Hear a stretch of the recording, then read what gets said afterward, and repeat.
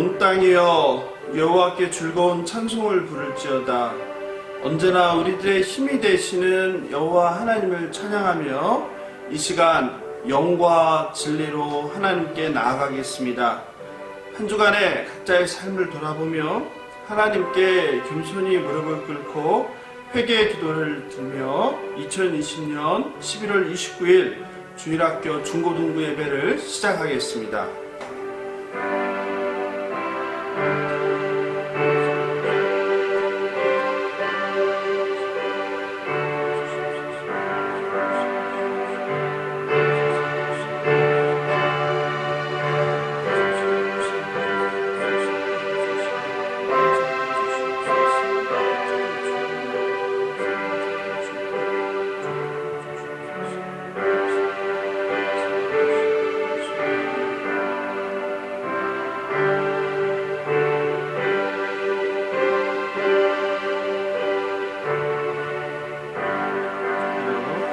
사도신경으로 우리의 신앙을 고백하겠습니다. 사도신경은 새로 번역된 사도신경을 사용하겠습니다. 나는 전능하신 아버지 하나님 천지의 창조주를 믿습니다. 나는 그의 유일하신 아들 우리 주 예수 그리스도를 믿습니다. 그는 성령으로 잉태되어 동정녀 마리아에게서 나시고 본디오 빌라도에게 고난을 받아 십자가에 못 박혀 죽으시고 장사된 지 사흘 만에 죽은 자 가운데서 다시 살아나셨으며 하늘에 오르시어 전능하신 아버지 하나님 우편에 앉아 계시다가 거기로부터 살아있는 자와 죽은 자를 심판하러 오십니다. 나는 성령을 믿으며 거룩한 공교회와 성도의 교제와 죄를 용서받는 것과 몸의 부활과 영생을 믿습니다. 아멘. 찬송가 27장 빛나고 높은 보좌와 1절 4절을 함께 부르겠습니다.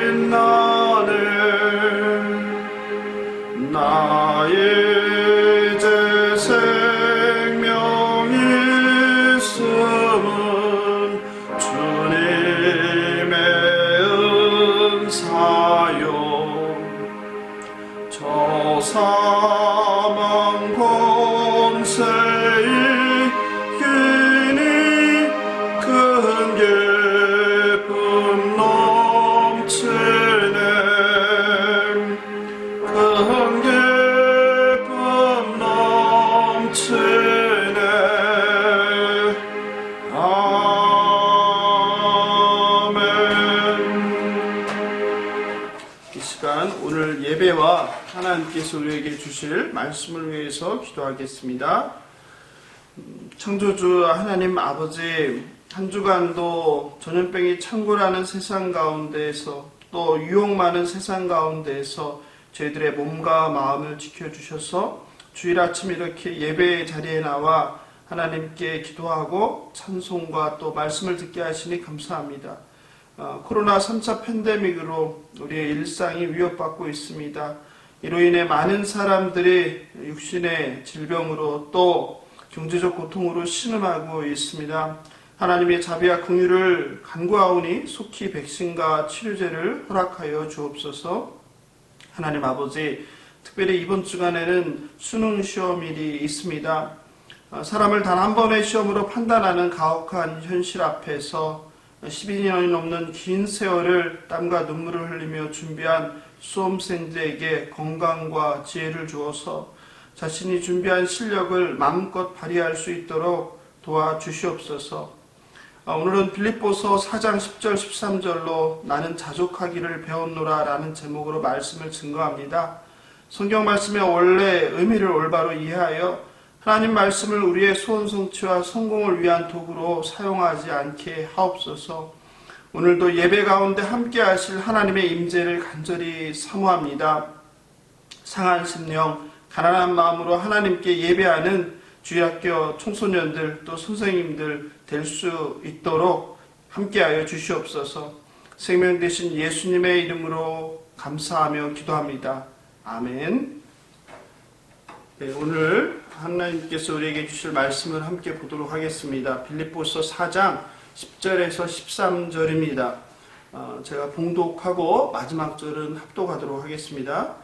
내가 주 안에서 크게 기뻐함은 너희가 나를 생각하던 것이 이제 다시 싹이 나미니 너희가 또한 이를 위하여 생각은 하였으나 기회가 없었느니라. 내가 궁핍함으로 말하는 것이 아니니라. 어떠한 형편에든지 나는 자족하기를 배웠노니 나는 비천에 처할 줄도 알고 풍부에 처할 줄도 알아. 모든 일 곧 배부름과 배고픔과 풍부와 궁핍에도 처할 줄 아는 일체의 비결을 배웠노라.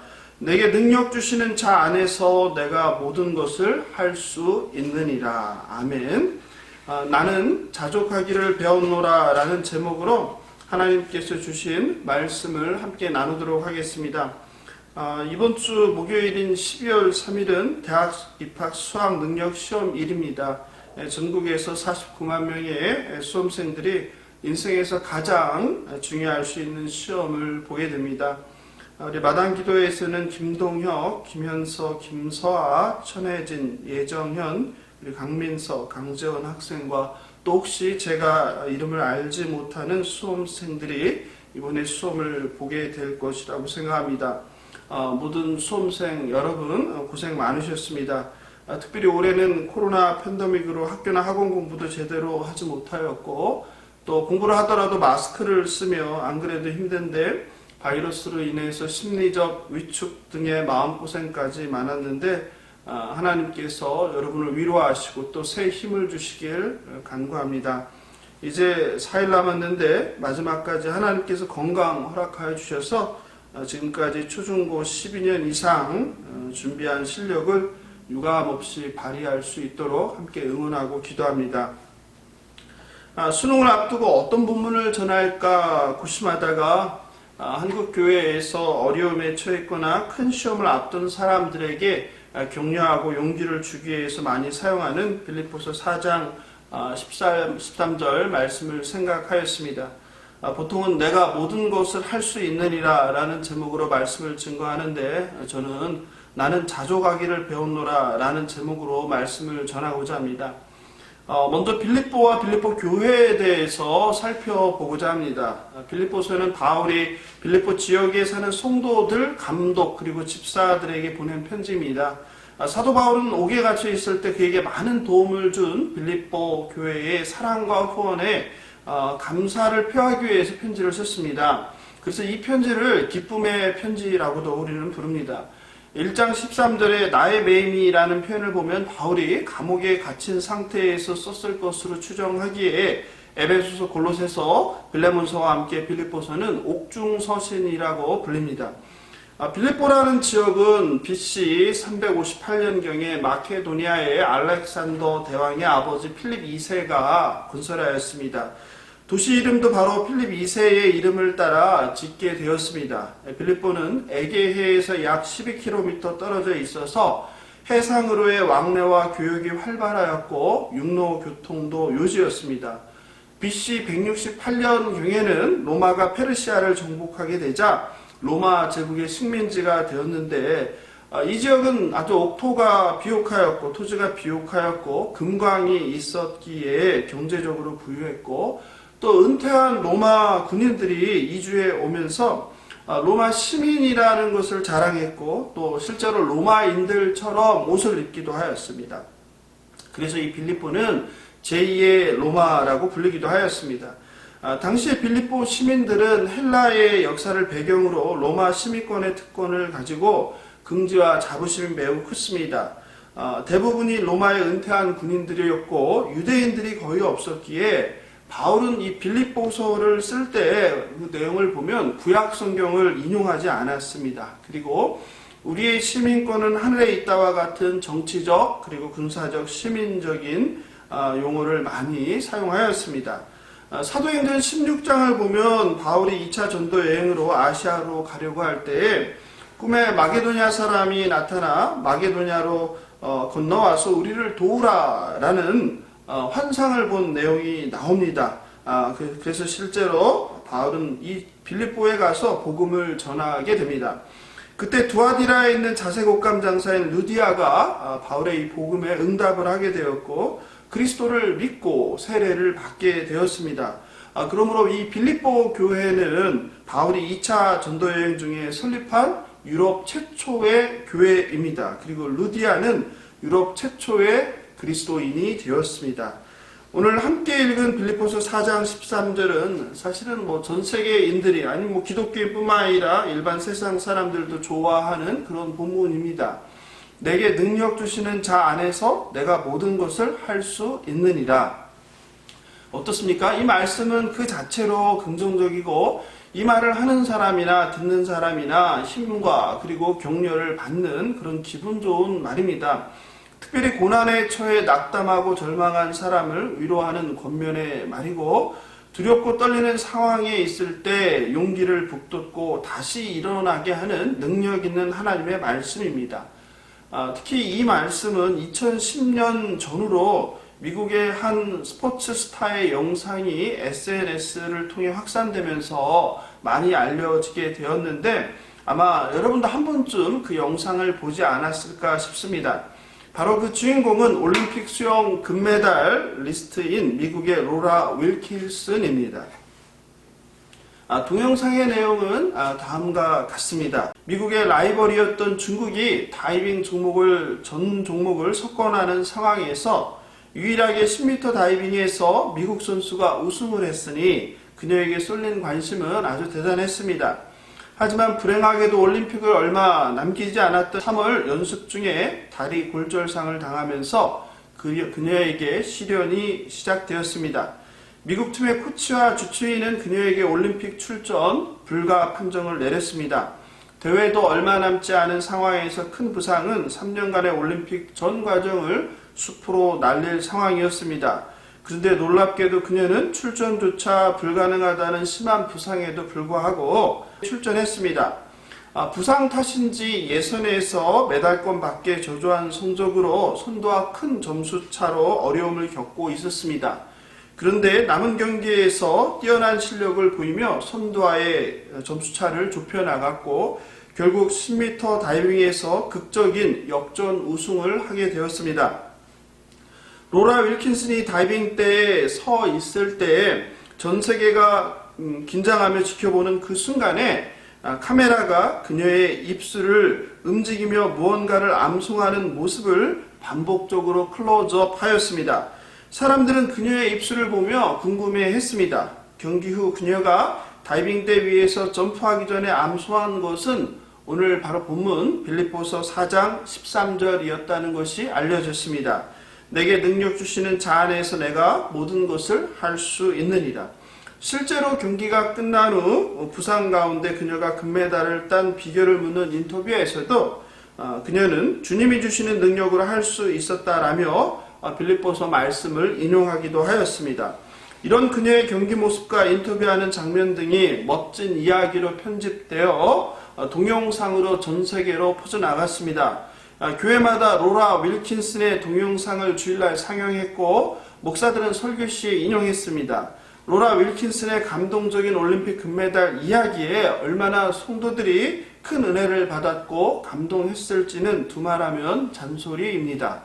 그러다 보니 빌립보서 4장 13절은 마법과 같은 기적을 만드는 능력의 말씀이요 생명의 말씀처럼 이해되었고 사람들은 암송하고 있었습니다. 어떤 역경과 고난이 있을지라도 포기하거나 좌절하지 말고 오직 하나님께 기도하며 하나님의 도우심을 구하면 빌립보서 4장 13절의 말씀처럼 하나님께서 우리에게 능력을 주셔서 우리가 모든 것을 해낼 수 있다는 것입니다. 실제로 그녀는 힘들 때마다 이 성경 구절을 외우면서 시련을 이겨냈다고 했습니다. 이 영상에 많은 사람이 실제로 위로받고 감동했습니다. 그런데 청소년 여러분, 여기서 우리가 진지하게 한번 생각해 볼 것이 있습니다.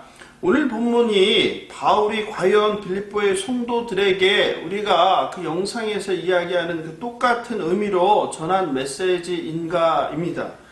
또 하나님 말씀이 이렇게 주문을 외우듯이 마치 불가능한 상황에서 초능력을 발휘하여 그 위기를 돌파하게 또는 내가 목표하는 것을 성취하게 하기 위한 말씀인지 말입니다. 물론 고난 가운데 우리가 하나님 말씀을 암송하고 묵상하며 위로받고 힘을 얻는 것은 중요한 일이고 하나님도 기뻐하시는 일입니다. 말씀이 능력이고 생명이기 때문입니다. 그런데 문제는 하나님의 뜻과 상관없이 혹은 성경 저자나 그 맥락과 상관없이 듣기 좋은 특정 구절을 떼어내어서 본래의 뜻과는 상관없이 모든 상황에 일반화하고 그리고 적용하면서 사적인 목적 달성을 위해 사용하는 것이 그리고 그것을 연관 짓는 것이 옳은가 하는 점입니다. 로라 윌킨슨이란 영웅적 스포츠 스타와 빌립보서 4장 13절의 말씀을 단순히 연결하여 마치 불가능한 상황인데 윌킨슨이 이 말씀을 믿고 기도했기 때문에 하나님께서 기적을 베풀어 주신 것으로 생각하게 하는 것은 하나님 말씀에 대한 또 그분의 뜻에 대한 오해를 하게 합니다. 그리고 이것은 기독교인들에게 하나님 말씀을 잘못 알게 할 뿐만 아니라 우리가 믿는 기독교를 마치 세상 종교들과 다를 바 없는 세상 복만 바라는 기복적인 종교요 혹은 부와 성공을 바라는 번영 신학으로 만들기 딱 좋습니다. 마술사가 주문을 외우듯이 성경 말씀을 암송하면 그것이 이루어진다는 것인가요? 그리고 성경은 우리가 맘만 먹으면 못할 것이 없다는 인간의 위대함을 말하나요? 기독교는 절대 그렇지 않습니다. 아무리 성경 말씀을 암송해도 내가 원하는 바를 모두 이룰 수 있는 것은 아닙니다. 로라 윌킨슨의 경쟁 선수였던 중국 선수도 기독교인이었을 수 있습니다. 그 중국 선수도 어쩌면 하나님 말씀을 붙잡고 똑같이 힘든 시간을 이겨내며 결승전까지 왔을지도 모릅니다. 예수 믿고 하나님 말씀을 암송한다고 모두 올림픽에 나가는 것은 아닙니다. 또 고난을 극복하고 올림픽 경기에서 금메달을 목에 걸게 되는 것도 결코 아닙니다. 몇 해 전에 한국의 한 대형 교회인 온누리 교회에서 운영하는 두란노 출판사라는 곳에서 미국 텍사스 휴스턴의 초대형 교회인 레이크우드 처치의 조엘 오스틴 목사의 긍정의 힘이란 책을 출판하였습니다. 이 책은 엄청난 관심을 모으며 단숨에 베스트셀러가 되었습니다. 이 책의 인기에 힘입어 바로 긍정의 힘 2가 나오고 그 후 잘되는 나라는 책까지 출판되었습니다. 기독교인들은 물론이고 많은 세상 사람들도 이 책을 읽었습니다. 많은 사람들이 한국의 대형교회 출판사에서 나온 책이라는 그 신뢰도를 믿고 이 책을 무조건 사보기도 하였습니다. 그런데 문제가 있었습니다. 조엘 오스틴 목사는 책 제목들이 암시하듯이 예수 그리스도의 복음이 아닌 전형적인 내가 복음을 섞어서 전하는 목사였습니다. 기독교를 예수 믿으면 다 잘 될 거야 혹은 나는 마음 먹은 대로 무엇이든 할 수 있어 또는 I can do, you can do, we can do와 같은 마인드 컨트롤과 같은 심리학과 교묘하게 섞어서 전하는 것으로 비판을 받던 목사였습니다. 이런 것은 기독교가 아닙니다. 기복적 번영신학으로 기독교를 오해하게 하는 내용들이 가득한 성경의 진리와는 거리가 있는 책이었습니다. 실제로 이 본문은 크리스찬 기업인들 또 운동선수들, 연예인들 모두에게 마법의 주문처럼 되뇌이는 본문이 되었고 마치 인간이 신체적 상황적 한계를 넘어서 슈퍼내추럴한 초능력을 발휘하여 목표를 달성하고 꿈을 이루게 하는 그런 능력의 말씀처럼 오해되었습니다. 더 심각한 문제는 한국교회 대부분의 설교자들이나 성도들도 오늘 함께 읽은 이 빌립보서 4장 13절 말씀을 긍정의 힘, 나는 할 수 있다, 불가능은 없다 등의 마법의 성경 구절로 인용하고 그걸 아무렇지 않게 가르치는 현실입니다. 오늘도 이 시간에도 전국의 교회에서 어떤 목사는 빌립보서 이 4장 13절로 순진하고 갈급한 수험생들과 학부모와 가족들을 현혹할지도 모릅니다. 수험생들이 지금까지 얼마나 열심히 공부하며 준비했는지와는 상관없이 무조건 긍정의 마인드를 가져라, 할 수 있다는 자신감을 가져라, 그리스도 안에서는 못할 일이 없다, 이런 식으로 동기부여하는데 아마 사도 바울의 이 권면을 인용하지 않을까 걱정이 됩니다. 그렇다면 청소년 여러분, 이 빌립보서 4장 13절은 정말 어떤 의미일까요? 편지를 쓴 바울과 수신자인 빌립보 교회의 성도들의 상황을 조금만 이해해 본다면 이 본문을 지금처럼 오용하지는 않을 것입니다. 무엇보다 바울이 이 편지를 보내는 상황은 무엇인가요? 이 편지는 앞서 말했듯이 옥중서신입니다. 바울이 옥에 갇힌 최소한 가택연금을 당한 상태에서 쓴 편지라는 것을 기억해야 합니다. 만약 여러분들이 옥에 갇힌 신사라면, 여러분이 감옥에 있는 신세라면 하나님께 무엇을 기도하겠습니까? 내가 무엇이든지 다 해낼 수 있게 해달라고 감옥에서 기도하겠습니까? 그렇지 않죠. 무죄임이 속히 밝혀져서 무죄 석방되어서 자유의 몸이 되게 해달라고, 억울함을 풀어달라고 기도하지 않겠습니까? 바울은 바로 11절 12절에서 다음과 같이 말합니다. 내가 궁핍함으로 말하는 것이 아니니라 어떠한 형편에든지 나는 자족하기를 배웠노라. 나는 비천에 처할 줄도 알고 풍부에 처할 줄도 알아. 모든 일 곧 배부름과 배고픔과 풍부와 궁핍에 처할 줄 아는 일체의 비결을 배웠노라. 즉 바울은 여러 가지 상황을 직접 겪었고 어떤 형편에 처할지라도 하나님께서 힘을 주셔서 그걸 통해서 내가 견딜 수 있다는 거예요. 그러니까 모든 것을 할 수 있다는 것은 내가 하고 싶은 모든 것을 할 수 있다는 뜻이 아니라는 것이죠. 내가 이 감옥에 처한 상황에서도 내가 이거를 견뎌낼 수 있다는 의미이죠.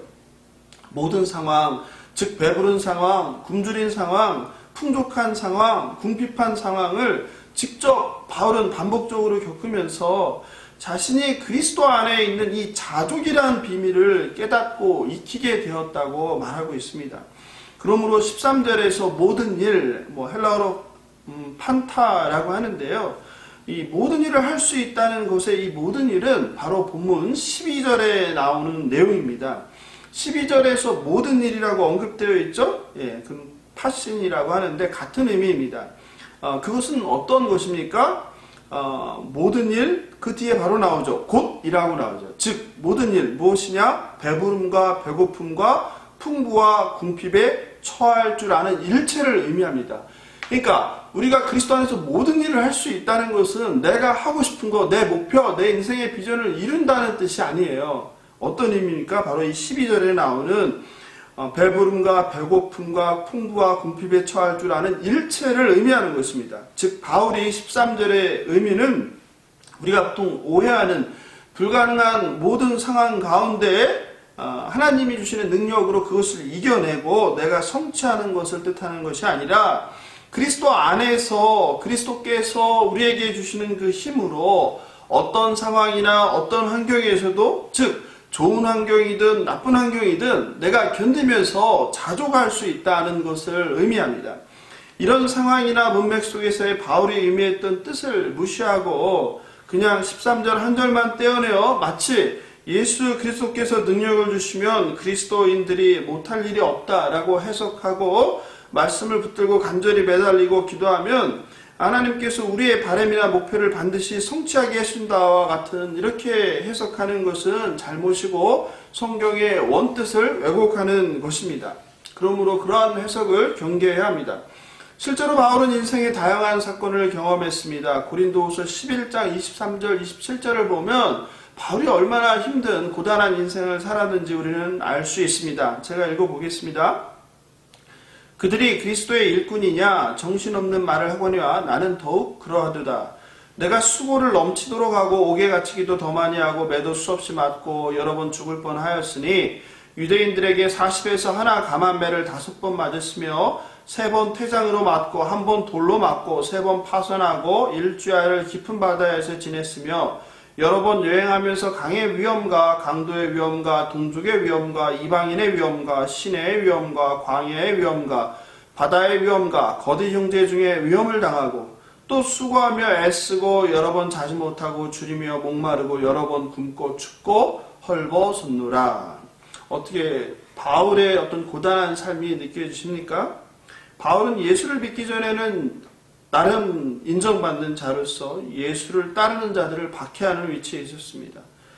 다메섹 도상에서 극적으로 예수님을 만난 후 회심한 후에는 예수를 전하다가 지금 우리가 읽은 바와 같이 이렇게 헤아릴 수조차 없을 정도로 많은 위험과 박해를 당하는 삶을 살아야 했습니다. 이런 많은 삶의 모진 풍파를 겪으면서 그는 자족과 상황에 따라 좌우되지 않는 하나님이 주시는 평강의 마음과 태도를 배운 것입니다. 결코 성경 말씀은 무조건 긍정적 마인드를 가지라는 것이 아닙니다. 또 하나님이 주시는 힘으로 불가능에 도전하라는 뜻도 아닙니다. 또 당신의 목적과 뜻을 또 꿈을 이루라는 메시지도 아닙니다. 성도들은 삶 가운데 어떤 어려움과 고통이 있을지라도 그리스도 예수 안에서 인내하며 그리고 오직 소망을 그리스도에게 두시고 견디며 자족하라는 뜻입니다. 물론 말씀대로 우리들은 모든 것을 할 수 있습니다. 그런데 중요한 것은 내게 능력 주시는 자 안에서입니다. 이것이 핵심입니다. 우리의 힘도 우리의 능력도 우리의 경험도 우리의 지식이나 지혜도 우리의 생각도 아닙니다. 그 힘의 원천이 나에게 있지 않고 예수 그리스도에게 있다고 말씀하십니다. 이렇게 얘기하면 어떤 사람들은 그분이 힘을 주셔서 모든 것을 할 수 있다는 것이 뭐가 잘못된 해석이냐라는 반문을 할 수 있습니다. 그런데 그것은 바로 복음에 관한 문제입니다. 진정으로 그리스도 안에 있는 성도라면 세상적 욕망을 추구하거나 자기 자신의 부와 성공을 추구하는데 하나님의 말씀을 이용하지 않을 것입니다.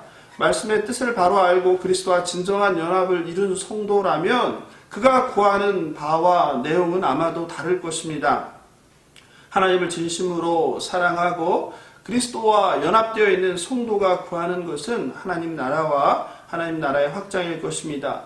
자기의 성공이나 성취 등의 자기 유익을 구하기보다는 교회의 성결과 성도의 성결과 성화를 구할 것입니다.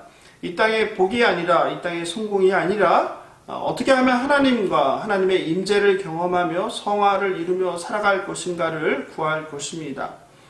그러므로 오늘 본문이 전하는 메시지는 하나님께서 우리에게 주시는 능력으로 모든 일을 하라는 것이 아니라 바울이 강조하고 있는 것은 하나님이 주시는 힘으로 그리스도의 능력으로 어떤 상황에든지 견디며 자족하라는 것입니다.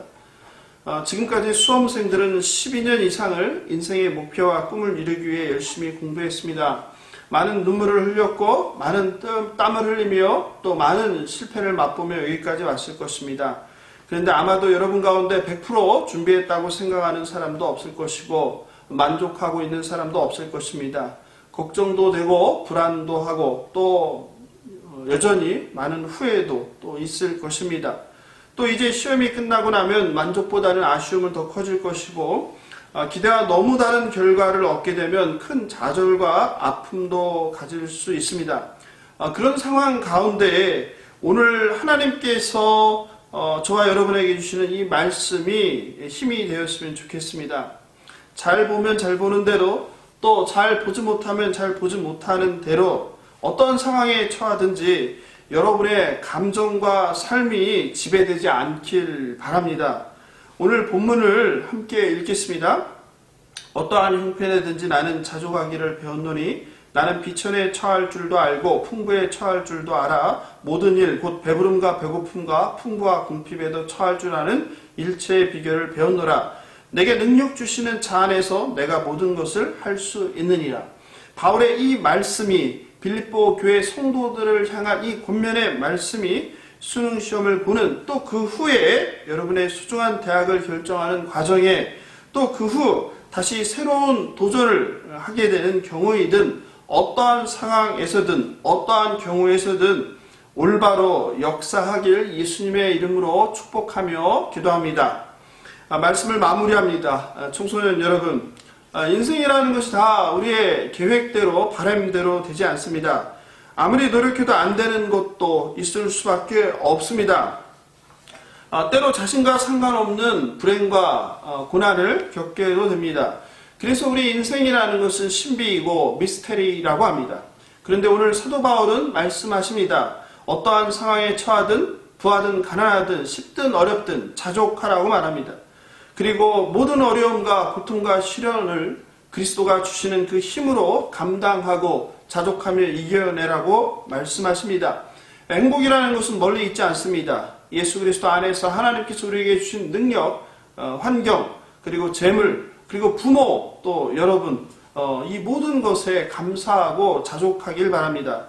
특별히 다시 한번 이제 12년 이상 눈물과 땀을 흘리며 시험을 준비한 김동혁, 김현서, 김서아, 천혜진, 예정현, 강민서, 강재원 등 그리고 이하 모든 수험생 여러분 고생 많으셨습니다.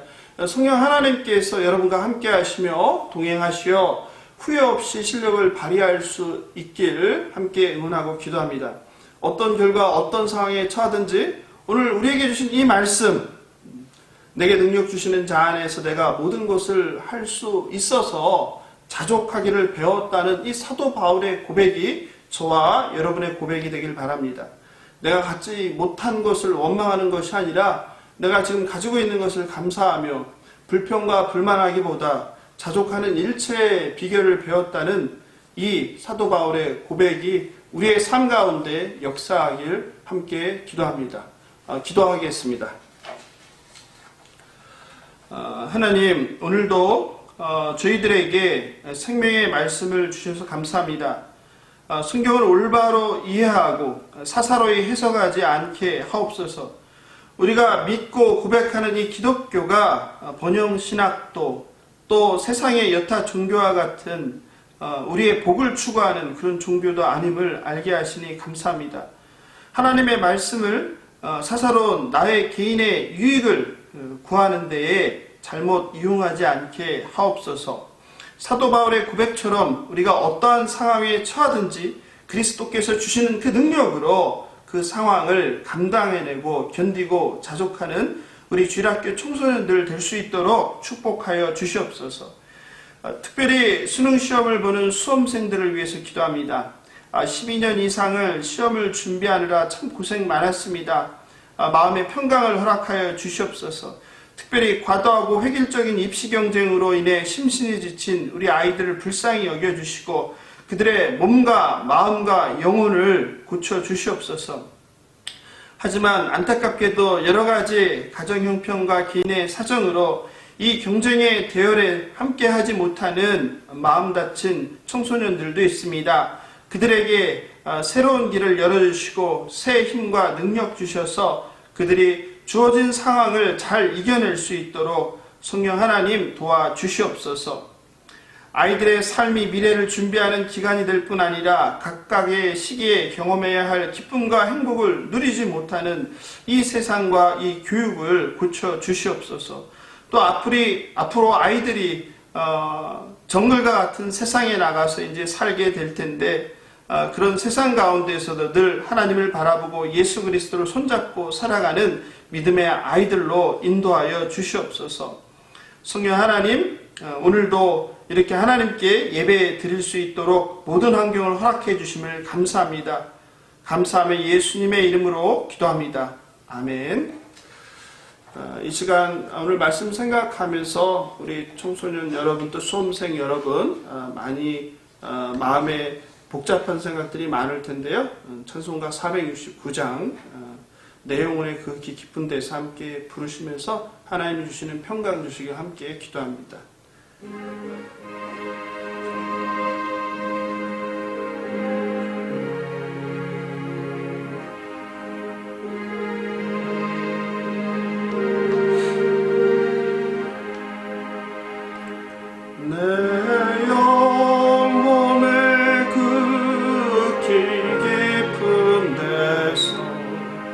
맑은 타락이 울려나네.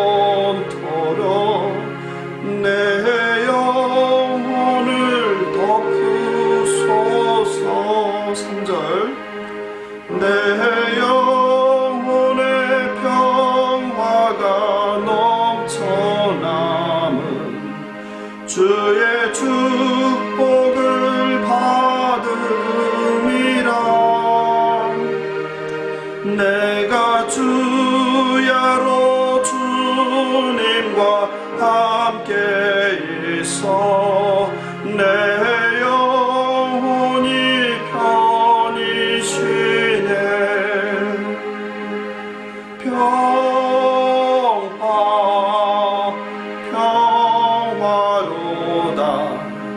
하늘 위에서 내려오네. 그 사랑의 물결이 영원토록 내 영혼을 덮으소서.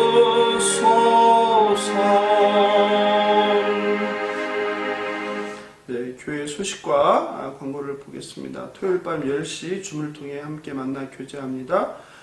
두 번째, 주일 영상 예배에 참석한 후 댓글로 참석을 알려주시면 좋겠습니다. 오늘은 웨스트민스터 수요일 문답 제22 문답을 나누겠습니다. 주보를 참고해 주시면 좋겠습니다. 제22 문입니다. 하나님의 아들이신 그리스도께서 어떻게 사람이 되셨나요? 대답입니다.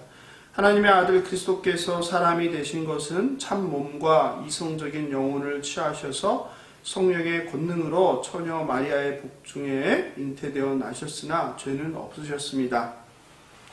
성경 참고 구절을 함께 보겠습니다. 갈라디아서 4장 4절입니다. 때가 참에 하나님이 그 아들을 보내서 여자에게서 나게 하시고 율법 아래 나게 하신 것은 히브리서 4장 15절입니다. 우리에게 있는 대제사장은 우리의 연약함을 동정하지 못하실 이가 아니요 모든 일에 우리와 똑같이 시험을 받으신 이로되 죄는 없으시니라. 아멘. 오늘은 특별히 수험생을 위한 기도를 함께 읽어보도록 하겠습니다. 우리가 기도하는 마음으로 같이 한번 읽으면 좋겠습니다. 주보를 참고해 주시고요. 1. 시험을 준비하고 치르는 모든 과정 가운데 주께서 그 마음을 평안 가운데 붙드시고 시험의 모든 결과를 주님께 맡길 수 있게 하옵소서. 2. 과도하고 획일적인 입시 경쟁으로 인해 심신이 지치는 우리 아이들을 불쌍히 여기시고 그들의 몸과 마음과 영혼을 만져 주옵소서. 3.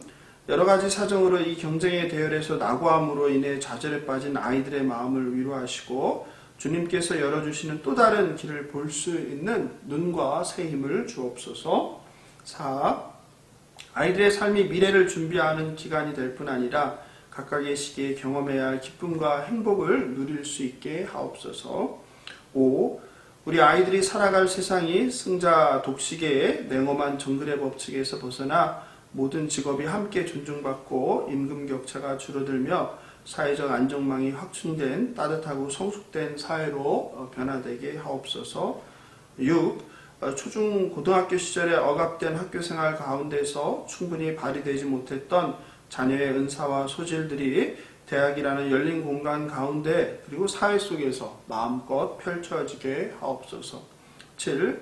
학생들이 어떤 상황에서도 낙심하지 말고 가진 것에 주어진 결과에 감사하며 자족하는 삶을 살게 하옵소서. 네, 이상과 같은 기도 제목으로 여러분들도 여러분의 선배들을 위해서 함께 기도해 주시면 좋겠습니다. 축도함으로 오늘 11월 29일 마당기도의 중고등부 주일 예배를 마치겠습니다. 축도하겠습니다. 주 예수 그리스도의 은혜와 하나님 아버지의 크신 사랑과 우리를 위하여 탄식하며 기도하시는 성령 하나님의 교제 교통하신 은혜가 우리 주일학교 청소년들과 그리고 수능을 앞둔 모든 수험생 머리 위에 이제부터 영원토록 함께 있을지어다. 아멘.